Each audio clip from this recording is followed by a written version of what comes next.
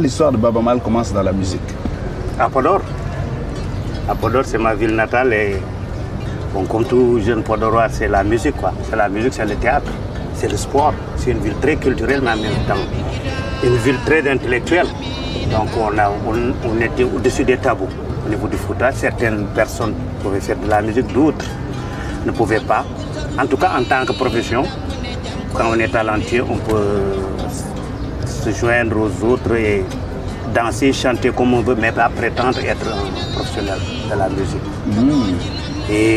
Mais à Podor, c'était permis. On avait une très grande troupe qui s'appelait la troupe théâtrale de Podor qui a eu à prendre à 3 reprises la médaille d'or du chœur, donc du chant, avec le morceau Miyeoni, avec Mbassou Mansour. Et c'était le titre d'un album aussi, non? Oui, Miyeoni, j'ai repris cela. Même dans le dernier truc, j'ai repris Miyeoni. Okay. Donc, mais après, je suis parti à Saint-Louis. À Saint-Louis, j'ai découvert ma liberté en rejoignant les scouts, les éclaireurs du Sénégal. Ah ouais? C'est un très jeune éclaireur et j'adorais les sorties, les feux de camp à l'hydrobase, les randonnées. Bon, donc les grandes rencontres, je le dis très souvent, la première personne qui m'a tendu le micro, c'est Golbert Diagne. Oui, il y avait, paix à son âme, quoi, il y avait la rencontre de tous les éclaireurs du Sénégal, le Djamboré, l'appelait. Donc on était à la place Rognan Sud et chacun chantait. Mais comme les jeunes éclaireurs du lycée Charles de Gaulle m'avaient entendu chanter, ils m'ont poussé au milieu du lycée, ils m'ont dit Baba, il faut chanter. Et j'ai chanté Andjalaore Salde. C'était Golbert qui avait le micro. Et ce même soir, bon, il a mis la chanson à la radio. Et c'était la première fois que j'entendais ma voix sortant à travers ce petit objet qu'on appelle station radio et bonsoir. Et je me disais, mais tiens, c'est comme ça que sonne ma voix. Et ça a commencé à m'exciter. Voilà. Quelques débuts.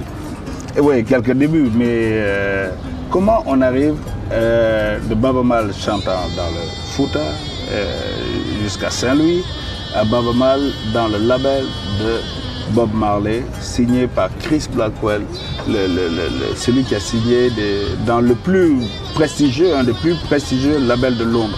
C'est comment ça s'est passé? Bon, c'est avec un coup de pouce du destin.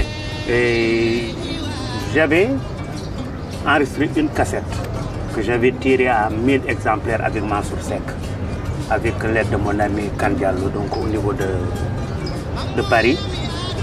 Parce que je suis parti à Paris et quelques temps après j'ai fait venir Mansour Seck pour jouer dans des foyers immigrés. Bon, avant que Mansour n'arrive, c'est moi-même qui jouais et j'ai récolté de l'argent, donc j'ai envoyé pour le billet de Mansour Seck. Il est venu me retrouver. Il me fallait un guitariste, puisque moi je ne jouais pas très bien à la guitare. Donc Mansour est venu et on s'est dit, bon, on va rester. On était parti pour quelques mois, on est resté 3 ans.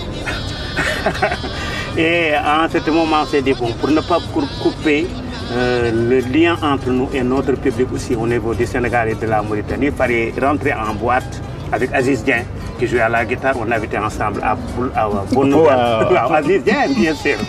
Et quelques autres amis autour de nous qui faisaient le management. Il y avait Cheikh Tidiane Gadio. Oui, le ministre. Le ministre. Il y avait Makhtar Diop, l'ex de la Banque mondiale, non? Oui, bien sûr, l'ex-ministre. Ils étaient tous là-bas. Lui, il jouait à la basse. Wow. Donc, on était tous là. Et des fois, il y a Landine Savané qui venait, qui débarquait, qui restait avec nous quelque temps, qui nous soutenait. Oui, parce que vous étiez un mouvement musical de gauche. De gauche, exactement. Et ce qui m'a valu beaucoup de peine quand je suis revenu. Même le président lui-même, donc, qui est un grand ami, quelqu'un qui me respecte avec madame Elisabeth, donc se dit que moi, en ce temps-là, on pensait que tu étais complètement de gauche, quoi. C'était normal, j'étais étudiant, bon, il y avait des idées que je devais défendre et je les ai défendues. Donc avec Aziz et l'aide de Kandial, on est parti enregistrer le premier Djamlili en cassette. On l'a tiré en 1000 cassettes qu'on a envoyé au Sénégal. Une de ces cassettes a été achetée par un Gambien. Et un trousse anglais qui était à Banjul passait devant la porte de ce monsieur et a entendu la musique. Il est rentré, mais ça m'intéresse cette musique. Est-ce que vous pouvez me vendre la cassette? Le gars, je pense qu'il a vendu la cassette très cher. Il est reparti avec la cassette qu'il a vendue lui-même à Stern, une petite maison de disques qui était à Londres. Et c'est à partir de Stern que Chris Blackwell a acheté la cassette et a découvert la musique de Baaba Maal. Il dit, je veux signer avec ce bonhomme-là. Wow. Et Jumbo est venu signer avec nous ici au niveau de Dakar. C'est comme ça. Le même Jumbo que tu as ramené pour Positive Black Soul en 1994. Voilà. Et mais ta vie est palpitante, tu es ambassadeur de beaucoup de causes. Et on te découvre, tu renais chaque fois, c'est bizarre, même physiquement. Je pense qu'on doit te le dire. On ne peut pas te donner d'âge. Nous, on va être avec toi, on va penser qu'on a le même âge. Alors que... Et tu renais avec le film Black Panther. Explique-moi, parce que tout le monde a... C'est une fierté pour chaque musicien africain, ce que tu as fait dans ce film. Comment ça s'est passé? Mon producteur, le producteur de mon avant-dernier album, donc, s'appelle Johan Hugo. C'est un Suédois. Quelqu'un avec qui j'ai collaboré dans beaucoup de projets, parce que moi j'aime bien les projets musicaux. Africa Express, tu en as entendu parler, donc qui réunit beaucoup de musiciens, de tous les âges, de tous les styles, des journalistes dans le domaine culturel au niveau de Londres. On a avec Damon Albarn, avec vraiment beaucoup d'artistes du continent qui sont venus nous rejoindre dans ce projet qu'on a lancé, qui a eu de beaux jours. On a fait le tour de l'Angleterre, on a présenté la musique africaine, mais il y avait beaucoup de collaborations très, très naturelles. J'ai rencontré Johan Hugo, donc, qui a produit mon album Traveler, qui au début, il voulait que je pose, on voulait qu'il fasse le remix d'une de mes chansons, de Miyouni. Par exemple, il a dit que moi la condition pour ça, c'est que Baba chante dans mon album. Je suis en train de préparer un album. Il a dit, on est d'accord pour le deal. Après, on se retrouve à Africa Express. Et donc, on est devenus de très grands amis. C'est lui qui a dit vraiment au compositeur de Black Panther, qui se disait qu'il avait un casse-tête pour faire la musique de ce film, parce que ce film est un film africain. L'histoire est africaine. Et toutes les références africaines sur le plan de la mode, les coiffures, tout est africain, la danse, les chorégraphies, tout est africain. Et Réwan lui dit que si tu veux faire ça, il faut aller voir Baaba Maal. Il arrive à Dakar, il m'appelle d'abord pour me parler de tout. Je dis ok, tu viens. Mais comme je me fais, donc il arrive à Dakar, 7h, vers 19h. Je lui dis que tu arrives au bon moment parce que je vais en tourner au Fouta pour 10 jours. Alors que lui, il était venu pour enregistrer sa musique, la musique de Black Panther. Et lui aussi, dit d'accord, je pars avec vous. Il part avec nous pendant une dizaine de jours au niveau du Fouta, dans l'intérieur du Sénégal. Il est là assis à chaque concert. C'est au niveau du Fouta, les concerts commencent à 3h du matin. Pour finir à 5h du matin, il était là, il regardait mon entrée, il regardait les trucs. Et au sortir de cette tournée, il dit que j'ai vu la musique du film. C'est ce truc dramatique dans lequel tu introduis tes concerts, des trucs là, c'est ça que tu veux enregistrer avec les percus et consorts. Et je lui dis, tu viens, donc on l'a enregistré à Mbunkan, sur la route de Yen, un petit studio. Et cette musique a fait le tour du monde, comme quoi que tout est possible, si on veut, tout est possible. Toutes les percussions, les voix. Mais la voix, je dirais que c'est aussi un coup de la chance. Au début, il m'a dit, tu viens, tu poses ta voix dans... J'ai 2 à 3 accords, tu poses ta voix. J'ai dit non, ça ne m'intéresse pas. Je vais t'aider pour faire les percussions, pour faire les rythmes, pour faire tout cela. C'est de cela qu'on avait parlé. Il ne s'entête pas. Le lendemain, il revient à la charge. Il me dit, mais essaie un peu, si ça ne marche pas, ça ne marche pas. Je dis, ok, comme tu t'entêtes. Mets le micro, il met le micro, j'essaie. Il parle avec cet essai, c'est ça qui est dans le film. Naturellement. Voilà. Comme quoi. Mais en tout cas, nous, c'est une fierté pour nous. Aujourd'hui, on a décidé de te rendre hommage en prenant un de tes titres. Ce titre, pour moi, c'est la carte d'identité de la musique Fula.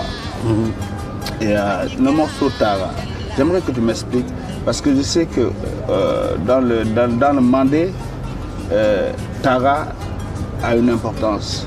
Dans le Fouta, Tara a une importance. Donc j'aimerais que tu m'expliques quelle est l'histoire de Tara. Tara, c'est en Bambara. À Tara. À Tara, il est parti. Et Tara est dédié à El Hadj Omar Foutiyou Tall, qui est né à Al-Wassi, à quelques kilomètres de Podor. Mais je pourrais dire que le Mandé a célébré El Hadj Omar beaucoup plus que les Foutanké. Les Foutanké se sont mis à se rattraper avec El Hadj Omar. Donc le morceau Tara lui-même n'a pas été créé par Baba Mal. C'est une création purement de l'Empire du Mali, donc qui a été dédié à El Hadj Omar, donc ce marabout qui est venu, qui a amené de la lumière et qui est parti. Donc dans la chanson on dit que Kodo Subaka Djongwuro Nage Hor, ce qui veut dire il est un hôte, un étranger. À 10h du matin, avant midi, il devient le roi ou bien devient le boss du village. Et après, il fait ce qu'il fait et le lendemain, il part. Avant que les gens n'accourent pour le voir, il est déjà parti vers une autre partie. Donc c'est ça qui a amené le morceau Tara. Et comme moi, je suis quelque part assez bien lié avec El Hadj Omar, sa famille et tout, d'abord, je dirais merci à une dame qui s'appelle Assou Sakho, qui était élève au lycée Ahmed Fall de Saint-Louis, à Marie-Madeleine Valfoura et à son mari Jacob, donc qui avait monté la pièce Minuit. Oui. Et il y avait Tara dedans qu'on devait chanter. Oui. La dame, voilà. Mais tu l'as déjà fait en télé, non? Oui, je l'ai fait en genre de téléfilm, que je vais refaire d'ailleurs, beaucoup plus élargi, Inch'Allah. Et donc, la dame, la Assou Sakho, est venue et m'a dit, je te donne 2 morceaux. Le Marie-Madeleine de Jacob et donc et de la dame Assou Sakho qui vient, qui me dit que Baba, ta voix, elle est trop mondaine. Je sais pourquoi, moi je sais pourquoi, parce que j'ai au moins 25 à 50% de mon sang donc, qui vient du Mali. Ah ouais? Ouais, donc, tu vois ça, je découvre. Voilà. Et ma grand-mère s'appelle Kandia. Kandia est la mère de Khar est la mère d'Aïda, Aïda c'est ma mère. Donc voilà, ils sont venus du Mali et donc c'est normal que la voix sonne mandée. Donc, et elle me donne la chanson Tara. Je repars à Podor, on me raconte davantage l'histoire de El Hadj Omar. Je viens à Dakar pour aller à l'université, mais mon cœur était au conservatoire. Je suis parti m'inscrire élève professeur de musique pour tranquilliser mon père, comme ça il sait que bon, un professeur c'est un professeur. Je vais à la radio, je vais à la radio, j'enregistre les premiers enregistrements des morceaux. Le premier morceau c'était Tara de Cheikh Omar. Et mon père, quand je reviens à Podor, il écoute ça, il me dit si c'est des chansons comme ça que tu chantes, que je peux écouter maintenant, voilà, tu es musicien. Non, tu as été très technique dès le début. Mais j'avais tellement peur parce que c'était quelqu'un de très autoritaire. Okay. Et lui-même, il était chanteur, mais n'était pas sûr que l'avenir d'un chanteur sur le continent africain pouvait payer, quoi. Donc il ne voulait pas cela pour moi. D'autant plus que je ne me glorifie pas, j'étais bon élève. Okay. Voilà, il voulait que je continue mes études, mais Tara m'a sauvé. Je me suis dit qu'à chaque fois que je ferai un album, il y aura une chanson de El Hadj Omar dedans. Cette émission aussi ne pouvait pas se faire sans cette chanson de El Hadj Omar Foutiyou Tall. Donc, grand, je vais t'inviter à venir découvrir ce que tes enfants ont fait de Tara pour te rendre hommage. Ah, merci beaucoup, avec plaisir. C'est pas mal.